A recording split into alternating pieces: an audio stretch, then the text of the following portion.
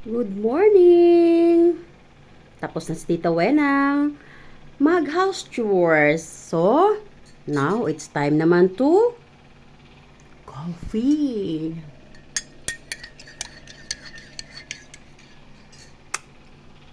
Doon tayo magko-coffee sa terrace para masaya. Para habang tayo ay nagkukwentuhan, medyo may fresh air. Yes, guys.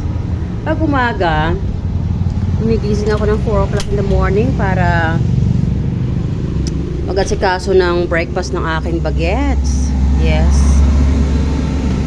Dito tayo sa terrace. Mainit dito. So, pagkapasok niya sa school,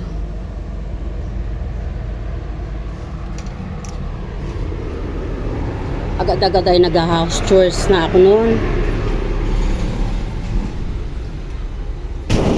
So, ayan. So, nandito tayo sa terrace.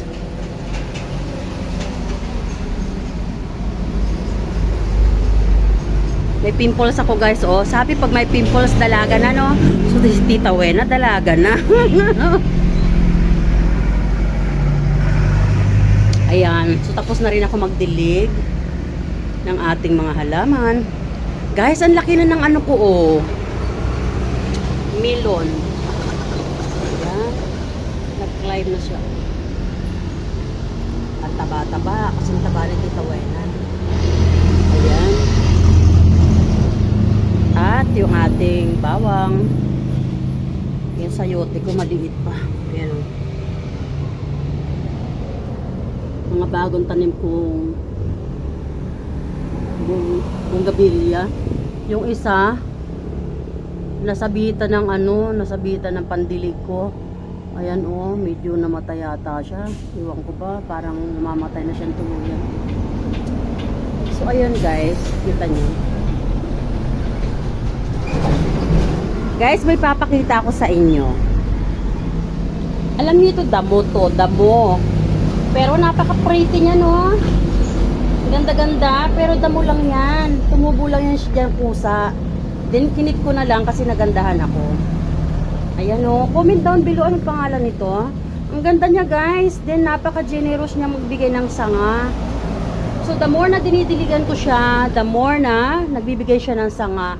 And, look so pretty. Look at that. Oh. So pretty, no? I love it. Alam nyo, guys, kahit mga simple-simpleng mga damo, pag maganda sa paningin ko, talaga na-appreciate ko yan. Kasi, I always appreciate the creation of the Lord Jesus. Kahit sa kapwa-tao natin, hindi ko tinitingnan yung hitsura ng tao. Hinitingnan ko yung puso. So, sabi nga nila, ang suplada naman ni Weng na hindi marunong makipagkapwa-tao. No. Ayoko lang ng chismis. Hindi ako nag-appreciate ng mga tao na kakausapin ako para lang maghatid ng kwento ng buhay ng may buhay. You know why? Meron tayong sariling buhay. Pagtuunan natin ang pansin yung buhay natin.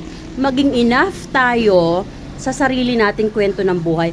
Huwag nating pansinin yung kwento ng buhay may buhay. Huwag tayo mag-create ng story ng buhay ng iba. Kasi it's their own life. 'Di ba? Saka huwag tayong gumawa ng kwento na ikasisira ng kapwa. So, that's what I don't like. Kaya, pag may lalapit sa akin, tapos, yung ini-expect mo Wing, I miss you. Pero hindi, paglapit sa'yo, ang bungad ka agad Wing, alam mo ba, sabi ni ganito karawan. I don't like it. So kaya, pag may gano'n na lumalapit sa akin, excuse me, busy ako, super free ka ba? Bigyan mo ako ng chance na ipagpatuloy yung trabaho ko.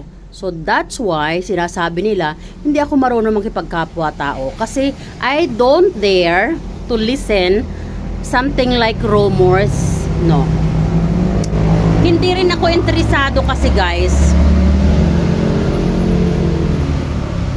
dun sa mga sinasabi ng tao about me. Kasi alam nyo ba, Actually, ang totoong nakakakilala kung sino tayo is tayo at si God. So, ang importante kilala ni God kung sino tayo at kilala natin kung sino yung totoong tayo. So, why we need to listen for others, di ba? So, hindi natin sila dapat pakinggan. So, para mabawasan yung ating stress, sakit ng ulo, huwag tayo makinig sa mga kwento ng kung sino-sino at huwag nating hiligin na makipagchismisan. Kisa makipagchismisan tayo, ayan. Alam nyo guys, sabi nung iba, ang bahay ko kasi sakop lang yung lupa, wala akong mapagtaniman. Ako rin wala akong mapagtaniman. But since ayoko nang nasasayang ang oras ko, so gumawa ako ng garden sa terrace ko. Look at that. Ang ganda, 'di ba? Oh. So diyan ko ini-spend yung aking time. At may mga bago na naman ako. Ayan, oh, 'di ba? So every now and then hindi ako nagsasawa na magtanim. So minsan, parang tao din, all of a sudden nagkakasakit. Yung mga halaman ko ganun din. All of a sudden, anong taba-taba, then pagtingin ko, ay bakit natuyo? Ganun. So, ganun din yung tao, no? Actually, yung buhay ng tao at buhay ng halaman, buhay ng mga hayop, parang pari-parihas lang. Nagkakaiba lang tayo ng mga uri, di ba? Yung halaman, alagaan mong mabuti, gumaganda, tumataba. Ganun din yung tao. Pakainin mong mabuti, alagaan mong mabuti ang tao, lulusog. Ganun din ang hayop. Alagaan mo mabuti, mahalin mo, pakainin mo ng tama, malusog at mamahalin ka rin. Ang halaman ganun din. Pag yung hindi mo napagtuunan ng pansin, minsan nawala sa isip mo yung isang halaman na yon, bigla na lang makikita mo, uy, nalonto na siya. O minsan naman, inaalagaan mo rin namang mabuti, pero all of a sudden, ay, ba't ka nalonta? Then, you are trying to revive them but they died. Ganon din ang tao eh. Sa family member natin, like my mom, my father, di ba?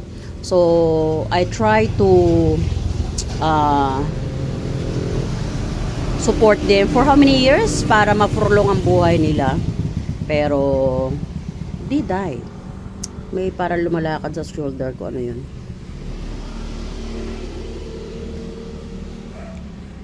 So guys, alam nyo ang point of view natin is huwag tayo makialam sa buhay na may buhay. Maging enough tayo sa sarili nating buhay. At yung mga nagsasabi na hindi ako marunong makipagkapwa-tao, maldita ako, salbahe ako. Uy, excuse me. Sila ang salbahe kasi naninira sila ng buhay ng may buhay.